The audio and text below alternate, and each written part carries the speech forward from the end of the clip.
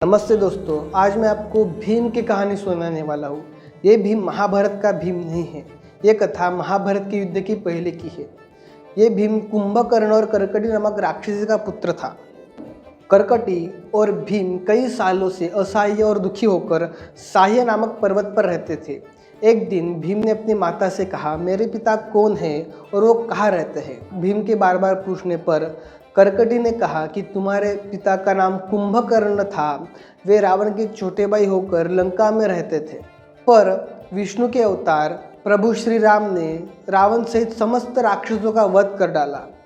माता की ये बात सुनते ही भीम क्रोधित हो उठा और उसने कहा कि मैं अगर अपने पिता का पुत्र हूँ तो मैं श्रीहरि को अवश्य दंड दूंगा। ये बात कहते ही वो तपस्या के लिए चला गया। ब्रह्मा जी की हजारों सालों तक तपस्या करने के बाद ब्रह्मा जी उस पर प्रसन्न हुए और उससे कहा कि भीम मांगो, तुम्हें क्या वर चाहिए। तब भीम ने उनसे कहा, मुझे ऐसा वर दीजिए कि जिसकी तुलना तीनों लोक में कहीं ना हो सके। ब्रह्मा जी तथास्तु कहकर अपने धाम चले गए और भीम भी बड़ी शीघ्रता से गर्वतापूर्वक अपने माता से उसने कहा कि अब मैं श्रीहरि को अवश्य दंड दूंगा। और वो इंद्रलोक में चला गया। इंद्रलोक में सभी देवताओं को परास्त करके उसने इंद्रादि सभी देवों को हरा डाला और श्रीहरि विष्णु के साथ उसका भयंकर युद्ध हुआ। पर ब्रह्मा जी के वर से श्रीहरि भी उसको हरा न पाए। उसने श्रीहरि विष्णु को हरा डाला और वो पृथ्वी को जीतने चला गया। पृथ्वी पर शिव भक्त सुदक्षण नामक राजा था। वो बड़ा ही धार्मिक था। उसके साथ उसका भयंकर युद्ध हुआ, पर ब्रह्मा जी के वर से सुदक्षण राजा भी उसको हरा न पाया और सुदक्षण राजा को उसने उसी के राज्य में काल कोठरी में बंद कर दिया। सुदक्षण राजा बड़ा ही शिव भक्त था। उसने काल कोठरी में ही पार्थिव शिवलिंग बनाया और उसकी नित्य पूजा करने लगा। यहाँ राक्षस भीम ने पृथ्वी पर अपनी विशाल सेना बनाई और समस्त देवताओं को, ऋषियों को प्रताड़ित पीड़ित करने लगा।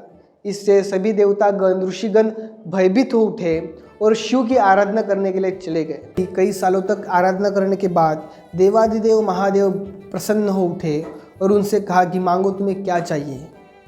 तब ऋषि मुनि कहे कि हे देवेश्वर, आप तो सब जानते हैं, कुंभकर्ण का पुत्र पराक्रमी भीम ब्रह्मा जी के वर से देवताओं को, ऋषियों को प्रताड़ित पीड़ित कर रहा है। आप कृपया उसका संहार करें। तब भगवान शिव ने उनकी प्रार्थना स्वीकार की और गुप्त रूप में सुदक्षण राजा के पार्थिव शिवलिंग में विराजमान हो गए। ये बात जब राक्षस भीम को पता चली तब उसने उसकी तलवार उठाई और कारागृह में शिव को मारने हेतु चला गया।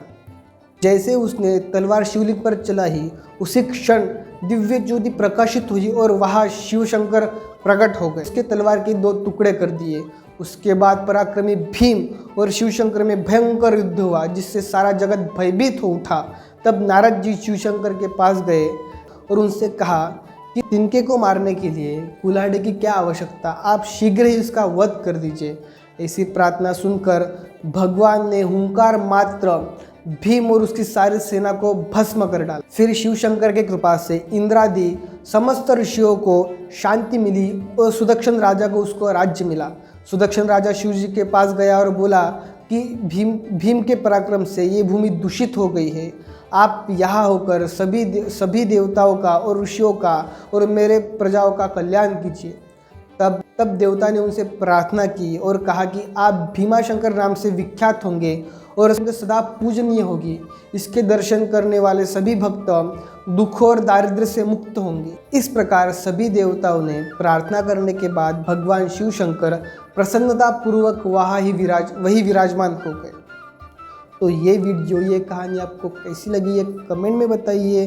लाइक करें और सब्सक्राइब करिए। धन्यवाद।